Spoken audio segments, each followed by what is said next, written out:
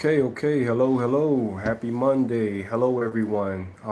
Today is Monday, so I'm doing some real estate news. If you don't know who I am, I'm Majesty Gale. I'm a property developer based out of Atlanta, Georgia. Been developing everything from commercial to residential real estate for about 10 years now. So my channel is all about all things real estate, how it affects, life. Everybody is involved with real estate, whether you rent, buy, lease, whatever it is, you're involved with real estate. So that's what this is about. So let's go ahead and get into these headlines today because they're pretty wild. So the first one we have is an $11 million scam out of Ohio.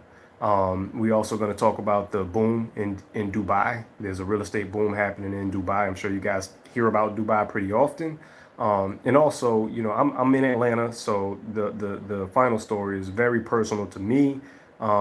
It's about Atlanta, and it's about how the neighborhoods in Atlanta have flipped from majority black to majority white, which is kind of interesting, and I've seen it happen in real time, so I have some input on that. And I'll show you also at the end how we're building wealth and protecting black communities specifically with the Global Vision Impact Fund that launched this year, where we're acquiring multifamily, retail, mixed use. We're doing all types of developments in black communities to, spur economic activity and, have those areas increase in their activity. So story number one. $11 million influencer fraud. So there's a guy named Tyler Bossetti, I believe is his name, out of Ohio. He's been charged with running a fake real estate and crypto fund. Basically, he promised free, risk-free returns and spent the money on personal things, including crypto. And not too much to say there. I don't like to talk about too many negative things, especially cases that are ongoing. But I do want to say that there's red flags when it comes to these people that are raising money for whatever reason, but specifically for real estate, where they're guaranteeing returns. They're not providing any type of track record or showing anything. And it's kind of a flash over substance type thing. They just flashy. You see the nice stuff, or you see what you think is nice stuff, and you sign up. You think you drink the Kool-Aid or what have you. But real estate is very specific when it comes to like tangibility. I mean, it's easy to know when someone is in real estate for the right reasons or doing real estate for real. One, they'll have projects. Like you'll be able to see assets and projects that are either starting or finishing or in the process of ongoing. If you don't see that, then there's an obvious issue. If you're in real estate and you don't see any projects, any addresses, then that's an issue. So, and then that's probably the main thing you want to look at is track record. What are you working on? Who have you worked with? What have you done? Who are your partners? Things like that. It's really easy to identify somebody who's like, I guess, kind of has a pipe dream in real estate and they're raising money around it. Nothing's wrong with raising money. It's a part of the industry. It has to happen for deals to happen. But you want to look for some of those simple things or what have you. Forget the Lambo. Ask about the addresses and the actual properties and things like that. So I won't go too much about that, but just wanted to kind of chime in on that. Story number two. So Wall Street has gone to Dubai. Why have they gone to Dubai? Because their market is up 70% in 4 years. 70%. That's crazy. Um, Dubai is a special place, and it has now drawn and attracted investment banks like Goldman Sachs. And their focus is on luxury and mixed use projects for the most part. I mean, it's Dubai, so they're not doing too much affordable housing or anything like that. My understanding is that they're going out there, one, because of the boom, but also there's no property taxes or something like that. Somebody can fact check me there. From what I understand in my research, there's no property taxes. I'm sure there's some requirements for that, but that's pretty big.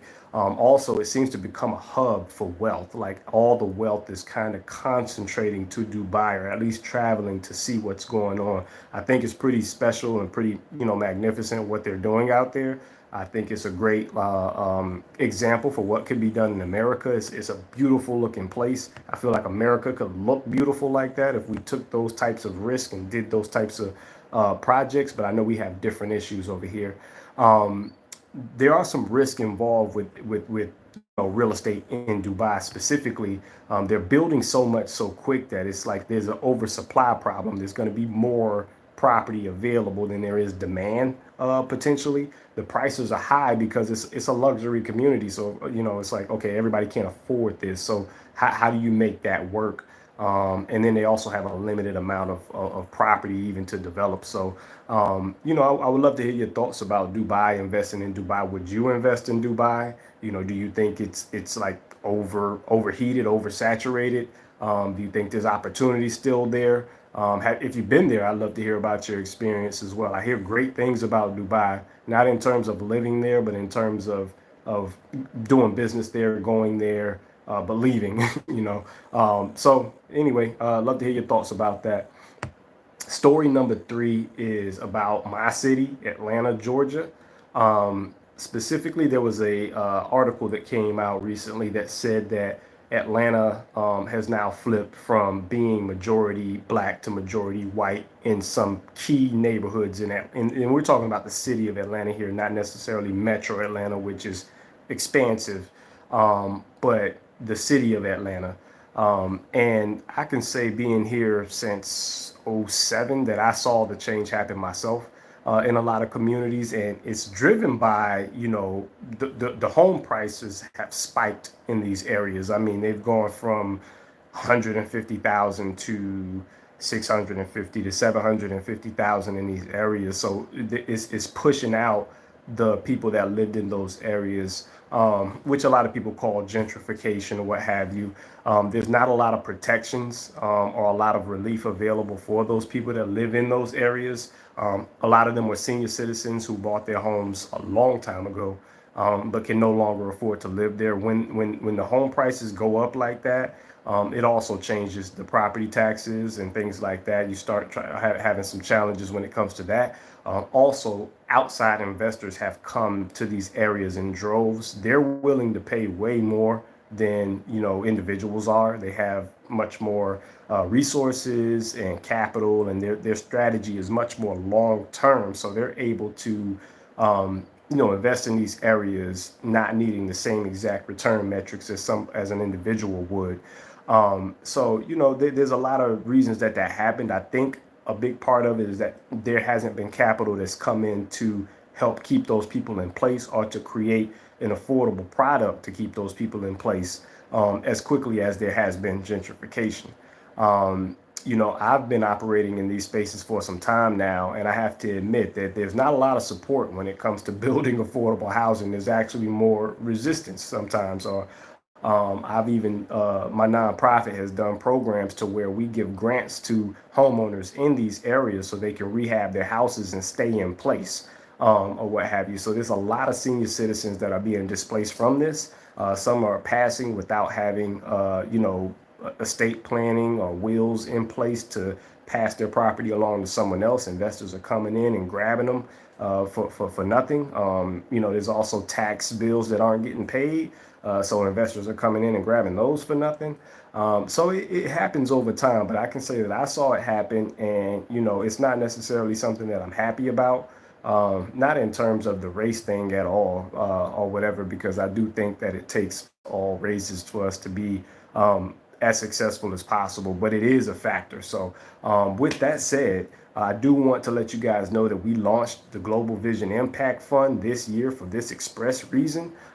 We focus on Black communities. We do all types of new construction and rehab projects in these areas, everything from multifamily to mixed use to single family. The goal is to keep affordability and ownership local. We're offering great returns, 15% target returns for our investors, and you don't have to choose between doing good and building wealth. This is something where you can do both.